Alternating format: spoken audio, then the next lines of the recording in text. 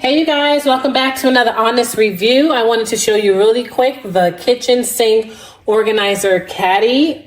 This sink caddy is very spacious.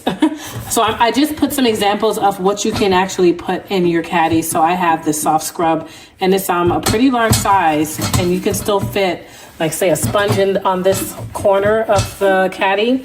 I love the fact that they have a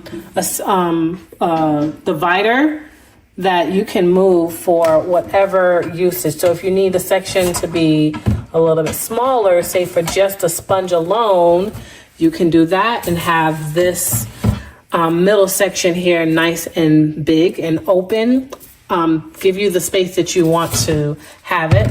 I love the fact that you can even move this where I have my, like my brushes and so forth, and you can place it wherever you want to place it. So this is very functional.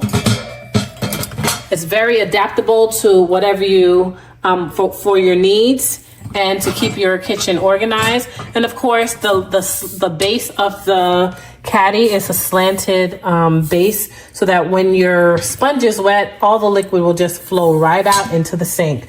Absolutely love it. Great, a great find on Amazon. Hope this review was helpful to you, and I'll catch you on the next one.